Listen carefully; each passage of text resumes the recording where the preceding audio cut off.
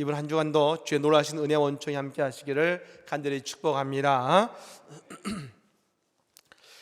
헨리 나우엔이라고 하는 심리학자이면서 정신분석학자가 있습니다.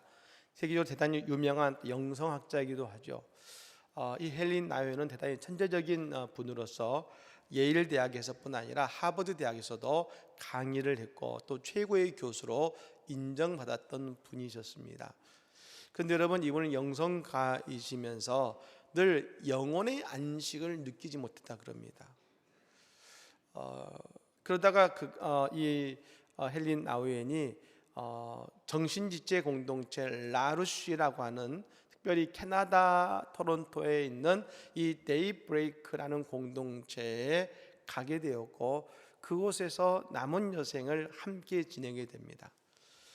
그런데 이 헨리 나우엔이 이 공동체, 이 정신지체 공동체죠, 처음 갔었을 때 무척 놀랐다 그럽니다. 그곳에 처음 가자 사람들이 물은 것이죠. 당신 누구십니까? 그래서 대답합니다. 예, 저는 하버드에서 강의하는 헨리 나우엔이라고 합니다. 그러니까 그 사람들이 묻는 겁니다. 하버드 대학이 뭡니까? 단 한 번도 지금까지 누구에게도 하버드 대학에 대해서 설명할 필요를 못 느꼈는데 이것을 처음으로 설명을 하게 됩니다. 예, 전 세계에 있는 석학들이 공부하고 싶어하는 그런 대학인데 제가 그 대학의 최고의 교수로 있다 왔습니다 라고 설명합니다. 그러자 여러분, 그 사람들이 다시 묻습니다. 사람들이 왜 공부합니까? 당황스러운 질문들이죠. 이 헨리 나우엔은 사회적 통념으로, 즉 사회적인 지위와 위치에 대해서 계속 이야기를 하고 있는데 그곳에 있는 사람들은 자꾸 사람의 본질에 대해서만 이야기를 하고 있다는 것입니다. 그날 저녁에 헨리 나우엔이 일기를 씁니다. 이렇게 쓴 것이죠. 내가 여기에 있는 분들에게 내가 얼마나 대단한 인물인지 나는 매우 설명하기 어려웠다. 그런데 어쩌면 나의 오래된 영혼의 방황이 여기에서 끝나게 될지도 모르겠다. 왜냐하면 이들은 신이 인간을 대하는 방식과 가장 유사한 방식으로 나를 대하고 있다. 오직 나의 이름 헨리로, 오직 나의 이름으로, 오직 나의 영혼으로 나를 받아주고 있다. 그리고 헨리 나우엔은 그곳에서 그의 영혼의 방황을 마쳤다고 합니다. 그렇습니다. 오늘 우리가 주님의 전에 나아왔습니다. 이 자리는 나의 신분, 나의 부, 나의 학력, 그 모든 것으로 만나는 자리가 아니라 오직 나의 이름 그리고 나의 영혼으로 주님 앞에 나온 것입니다. 그러므로 우리 주님은 그런 나를 만나주시고, 그런 나에게 은혜를 주시고, 그런 나에게 새로운 소망을 주시는 것입니다. 오늘 주님 안에서 그러한 은혜를 누리는 우리 모두가 다 되시기를 예수님으로 간절히 축복합니다. 수고하고 무거운 짐진 자들아 다 내게로 오라. 내가 너희를 쉬게 하리라. 한번 따라해 볼까요? 수고하고 무거운 짐진 자들아 다 내게로 오라. 내가 너희를 쉬게 하리라. 할렐루야. 예, 여러분, 이 말씀이 우리 모두에게 주시는 주님의 말씀인 줄로 믿습니다. 아마 이 말씀은 예수님을 믿지 않는 사람들도 한 번 이상은 들어봤을 말씀일 겁니다. 수고하고 무거운 짐진 자들아 다 내게로 오라. 우리 예수님이 부르신 사람은 어떤 사람입니까? 다 내게로 오라. 의로운 자, 선한 자, 나를 믿는 자만 오라가 아닙니다. 다 오라고 하십니다.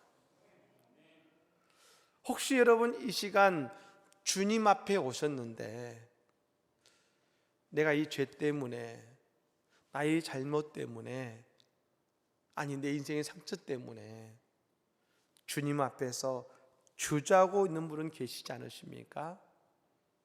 다 내게로 오라고 하시는 주님의 음성이 들려지고 우리 모든 성도들이 다 주님 앞으로 나아오시는 은혜가 있기를 바랍니다. 내게로 오라 하셨으면 내게로 오라. 여러분이 내게로 오라는 이 말은 왜 그런 말씀하셨을까요? 그것은 다른 의미로 보면 지금 우리가 하나님을 떠나 있다는 것입니다. 멀어져 있다는 것입니다. 그러니 오라고 하시는 것이죠. 우리의 인생의 문제는 어디서 시작되는 것일까요? 외부에서요? 다른 일 때문에요? 아닙니다. 우리가 하나님을 떠나고 하나님에게서 멀어지는 데부터 인생의 문제가 시작되는 것입니다. 탕자가 아버지의 모든 재산을 가지고 먼 나라에 가서 다 써버렸습니다. 이제 먹을 것이 없고 가진 것이 없어서 저 유대인이 가장 경멸하는 돼지를 치는 일, 돼지우리에서 일하게 되었습니다. 근데 너무 배가 고파서 돼지가 먹는 그 돼지의 취업 열매를 먹으려고 했지만 그것조차 허용되지 않았습니다. 왜 이런 일이 벌어졌을까요? 아버지를 떠났기 때문입니다. 즉 탕자의 회복이라는 것은 새로운 좋은 일을 찾는 것이 아니라 아버지에게로 돌아가는 것입니다. 그래서 다 내게로 오라 말씀하시는 주님의 품으로 우리는 나아가야 되는 것입니다. 여기에 우리의 주님의 주권적인 말씀이 나오는데요, 따라 볼까요? 내가 너희를 쉬게 하리라. 할렐루야. 내가라고 하십니다. 우리 예수님께서 우리를 쉬게 하시겠다는 겁니다. 오직 예수님이신 것이죠. 여러분이 아침에 우리는 누구를 만나야 될까요? 예수님을 만나야 되는 것입니다. 여러분 예수님 앞으로 나오십시오. 예수님을 만나십시오. 어떤 분들이 그런 질문을 합니다. 목사님, 저 교회 다닙니다. 그리고 예수님을 믿는 것 같은데 제가 예수님을 만났는지, 아니 예수님 안에 거하고 있는지를 잘 모르겠습니다. 어떻게 할 수 있을까요? 라고 물으시는 분이 계십니다. 여러분 어렵지 않습니다. 오늘 여러분의 인생에 쉼이 있으십니까? 여러분의 인생의 짐이 가벼워지셨습니까? 예수를 믿는다고 하면서 내가 교회를 나오지만 내 인생의 짐이 전혀 가벼워지지 않았다고 느껴진다면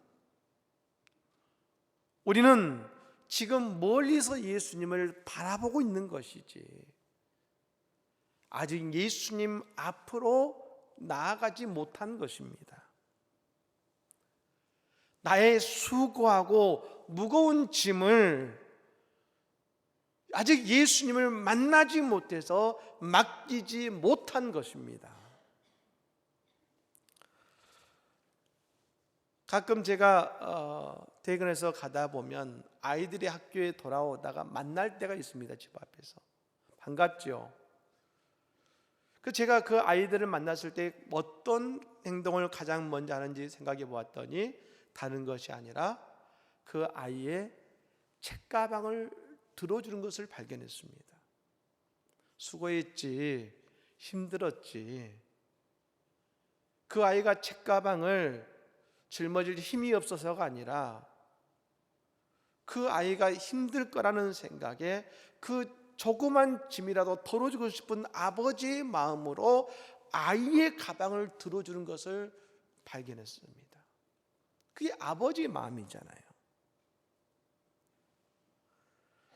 여러분, 우리의 아버지 되시는 예수님도 그러시지 않으시겠습니까? 인생의 무거운 짐을 들고 서 있는 우리가 예수님과 만났다면 그냥 보고만 계시겠습니까? 우리 주님이 우리의 그 짐을 덜어주시고 받아주시겠지요. 여러분, 오늘 이 아침에 그러므로 예수 그리스도 앞에 서서 주님을 바라만 보는 것이 아니라 주님의 품에 안기시기를 바랍니다. 그리고 우리의 짐을 나의 아버지 되시는 예수님께 내어드리는 그런 은혜의 아침이 되시기를 간절히 축복합니다. 여러분, 그렇다면 우리가 예수님을 통해 쉼과 평안을 얻을 수 있게 되는 이유는 뭘까요? 여러분, 오늘 예수님은 우리를 이렇게 설명해 주시는데요. 먼저 오늘 본문 29절 말씀을 다 같이 한번 읽어보겠습니다. 오늘 본문 29절을 읽습니다. 나는 마음이 온유하고 겸손하니 그리하면 너희 마음이 쉼을 얻으리니. 아멘. 예수님은 예수님의 마음을 스스로 이렇게 설명해 주셨습니다. 나는 마음이 온유하고 겸손하니. 이 온유와 겸손은 사랑의 표현입니다. 사랑하기 때문에 상대에게 온유할 수 있고, 사랑하기 때문에 상대보다 낮아질 수 있는 것입니다. 즉, 예수님은 우리를 사랑하신다는 것입니다. 그러니 우리가 예수님의 사랑을 받고 그 십자가의 사랑 속에 거해야 되는 것입니다. 가끔 예수님을 위해 멍에를 져야 된다는 생각을 하시면서 많은 사역과 일을 하시려고 합니다.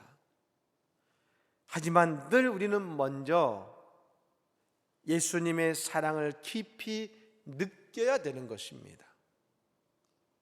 세상의 강압과 힘듦이 아니라 예수님의 온유함과 겸손의 사랑을 우리가 먼저 충분히 맛보아 알아야 되는 것입니다.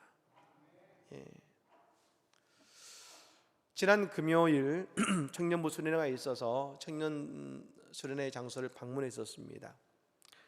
그래서 그곳에서 청년들에게 했던 이야기가 있습니다. 여러분, 지금 이 시대는요, 청년들이 그 어떤 시대보다 가장 힘든 시기를 살아가고 있습니다. 여러분, 왜냐하면 오늘 나의 삶이 내 아버지 때보다 더 나아질 것이라는 소망을 가질 수 없는 유일한 시대가 지금 이 시대라고 합니다. 그런 시대를 우리의 청년들이 살아가고 있습니다. 근데 여러분, 힘든 시기를 이겨낸 한 사람이 있는데 요셉이라는 사람이 있습니다.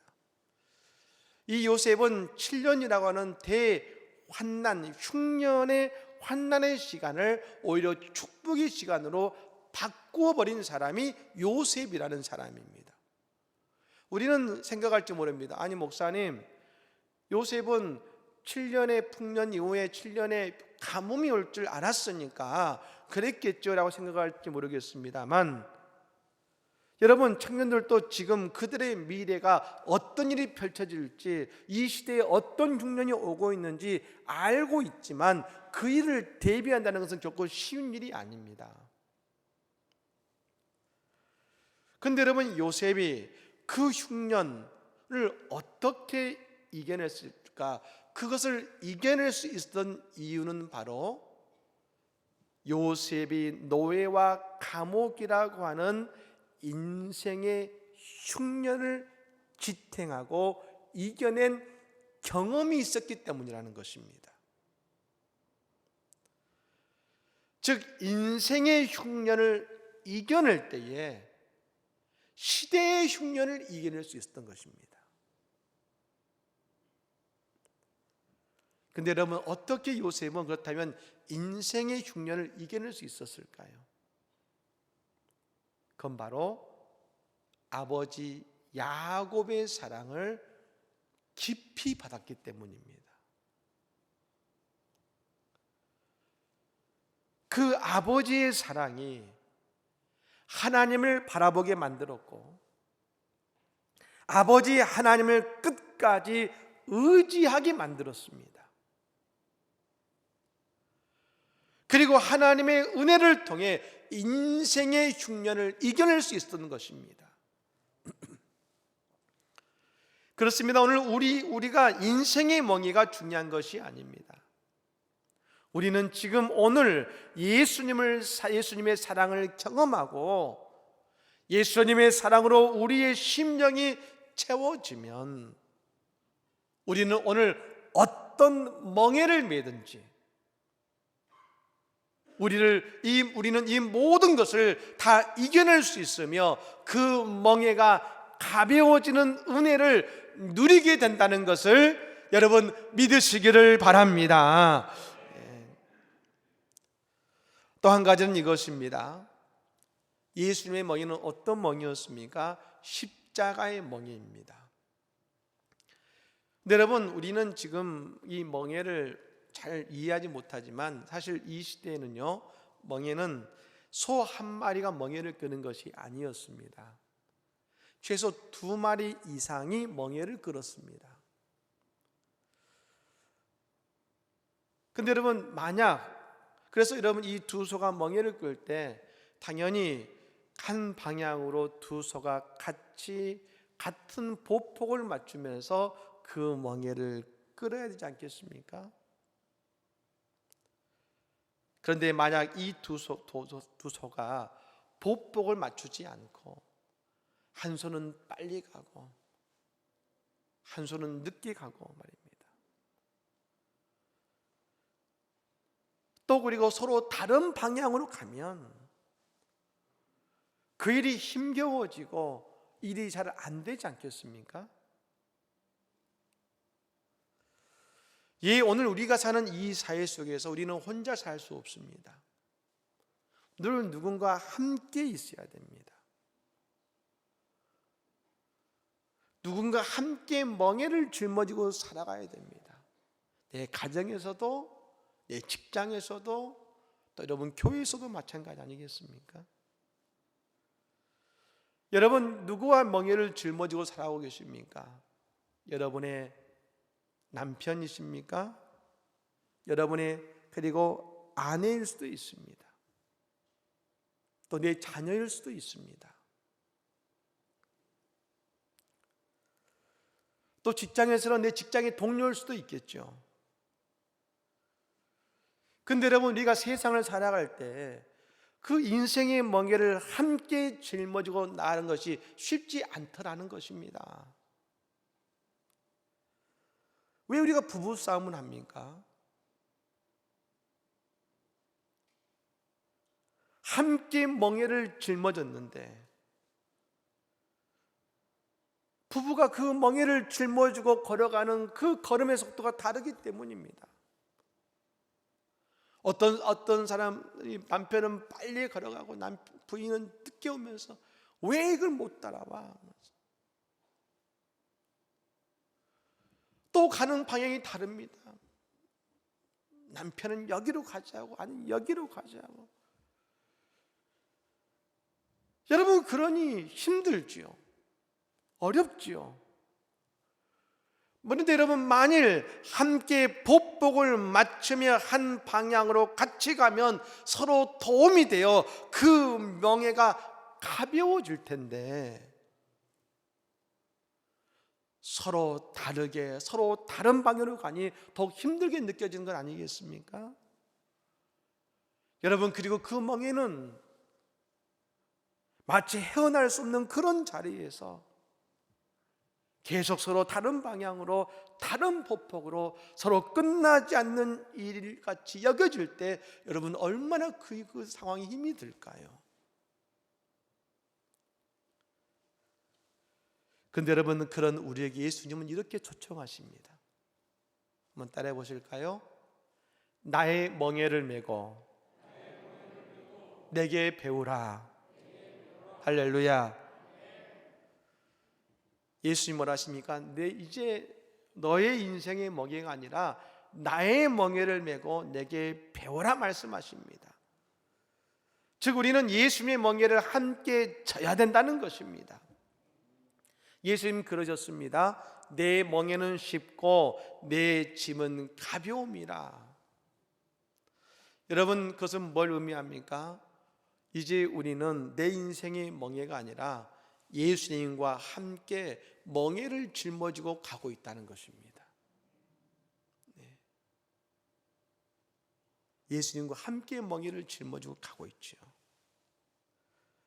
근데 여러분, 예수님께서 함께 멍에를 짊어졌지만 예수님이 그 모든 것을 끌어가시고 이끌어 가시니 우리는 어떻게 하면 됩니까? 예수님만 따라가면 될 줄로 믿습니다. 앞에서 그 멍에를 끌어가시니 우리는 따라만 가니 여러분, 멍에는 졌습니다. 하지만 그 짐이 가벼울까요? 무거울까요? 가볍죠. 끌어가시니까요.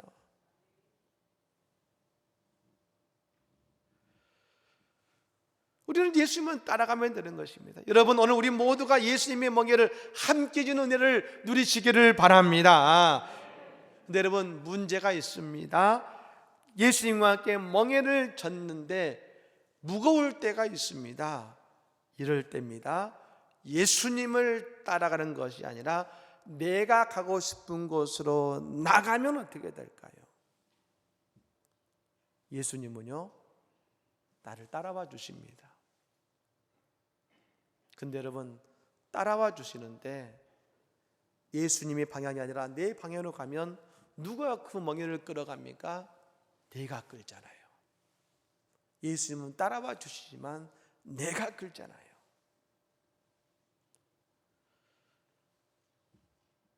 여러분, 왜 어렵겠습니까? 예수님 인도하시는 것이 아니라 내가 가는 곳으로 가니 여러분, 멍에를 내가 끌고 있으니 어려운 것입니다. 더 힘이 드는 것입니다. 그러니 예수님이 함께 계신 것 같지만 그 마음이 고통인 것입니다. 여러분, 저 가룟유다 보십시오. 공생의 기간 동안 예수님과 함께 시간을 보냈습니다. 아마 그가 예수님과 마지막까지 함께 있었다면 베드로 다음으로 성경에서 유명한 제자가 되었을 수 있습니다. 그런데 그런 예수님과 함께 있으면서도 늘 그의 마음은 다른 곳으로 나아가고 있었습니다. 그러니 그 마음이 얼마나 괴로웠겠습니까? 얼마나 힘이 들었겠습니까?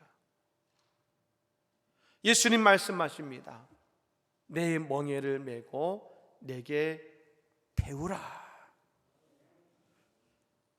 여러분, 그러면 우리는 예수님께서 인도하시는 그 걸음을 배워야 됩니다. 나아가시는 방향을 배워야 됩니다. 그 배움을 통해 예수님을 따라가야 되는 것입니다. 여러분, 그 배움이 뭘 의미하겠습니까? 하나님의 말씀을 묵상하고 그 말씀으로 주님을 따라가는 것입니다.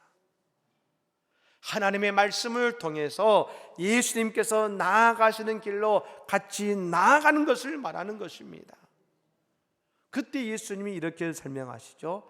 따라해 볼까요? 그리하면 너희 마음이 쉼을 얻으리니. 할렐루야. 여러분, 육신이 쉼을 얻는 게 아닙니다. 마음이 쉼을 얻으리니.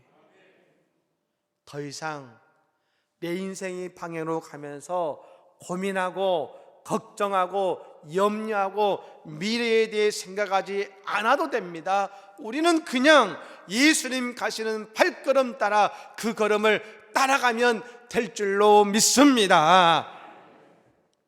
2023년 결코 녹록지 않다고 말합니다. 예, 그럴 수 있겠죠. 하지만 우리에게는 길이 있습니다.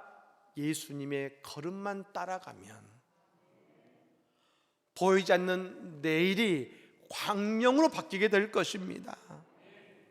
여러분, 그러므로 예수님께 맡기고 예수님을 따라가시기를 바랍니다.